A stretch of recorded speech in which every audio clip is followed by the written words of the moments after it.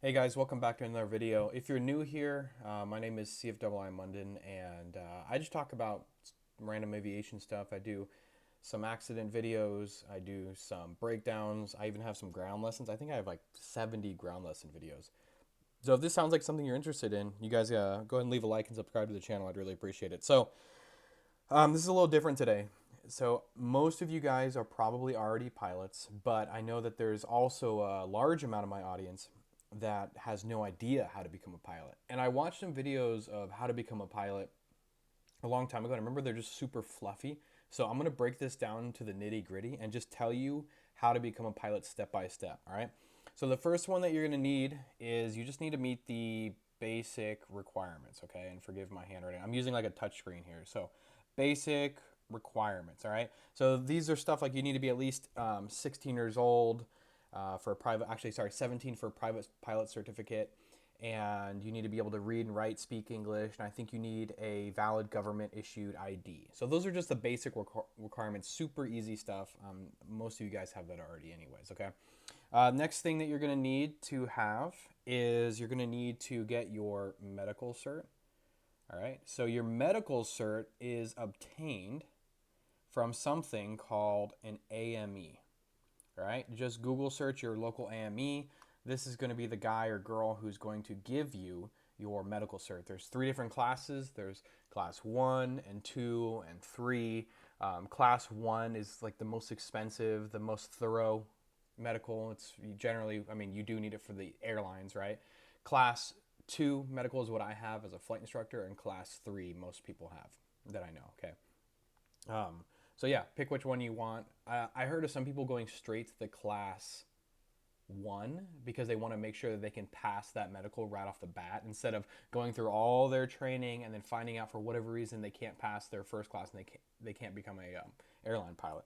All right, so the next thing is you have to actually pick your flight school.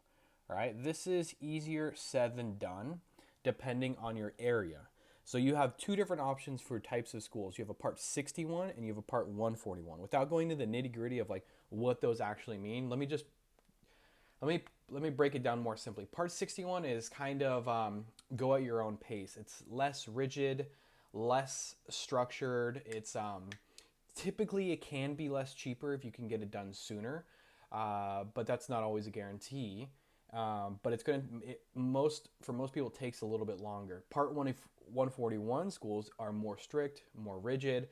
Um, Generally speaking, it's going to take you less time, but also generally speaking, it's going to take you more time to complete. It's going to take you less time to complete, but it's going to be more expensive. But that depends on your aptitude, how much you're studying, how quick you're learning things, if you're getting held back in classes or not. I'd imagine I went to a Part 61 school, so it was kind of like go at your own pace, where there was some times where I mean, my PPL took me a year and 4 months because I had a kid and I got caught up with life and college and stuff like that. Whereas, staying in that Part 61 school, my instrument only took me 4.5 months, commercial 3, 4 months, CFI took me 3 months, CFII took me two. All right, so that's because I really locked it in there after PPL. So Part 61, if you want to crank it out and get it done quick, you can in Part 61, but Part 141, people like it for the structure. And yeah, I'm attached to a college, so I got my degree at the same time in a Part 61 school. All right, so the next thing that you're going to want to do is after you pick your flight school, and like I said, do research into the area because this is a very serious investment, and you could potentially invest in up to $100,000 in this school. And if your GI Bill, if you have the GI Bill, you can use GI Bill to pay for flight school, assuming it's a approved school for that. So my local community college, I used my GI Bill to fund it through the PPL instrument commercial all the way up until multi-engine. Okay. All right. The next thing that you're going to want to do is you're going to actually start your ground school. Um, this this depends on what type of school you actually go to. So for me, my ground school was my college. So that was my ground school. But you just learn about theory, regulations, procedures, stuff like that. But usually that goes in tandem with flight school. Okay. So it's not like you sign up for flight school and you're like, all right, what next? Ground school? Like that's not really how that works. At least in not a Part 61. Part 61 is a lot of self studying, by the way.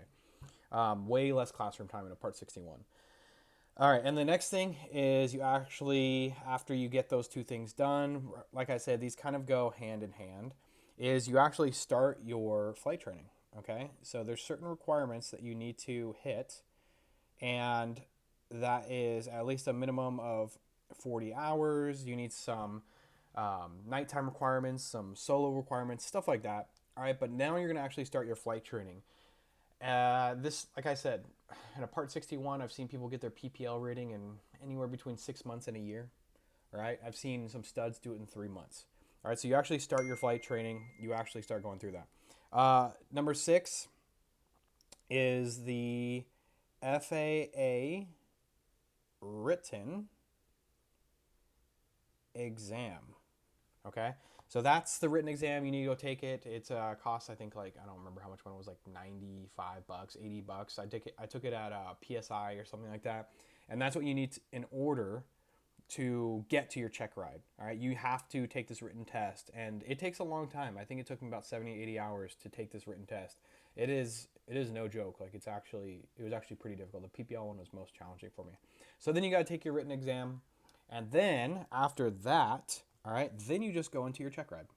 And this is going to be done with a DPE, and this ranges anywhere from $600 to $1,500.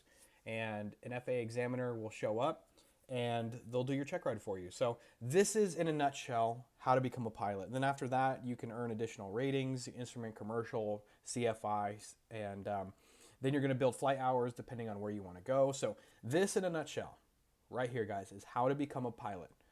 Bare bones, all right? All right, I'll see you guys for the next video.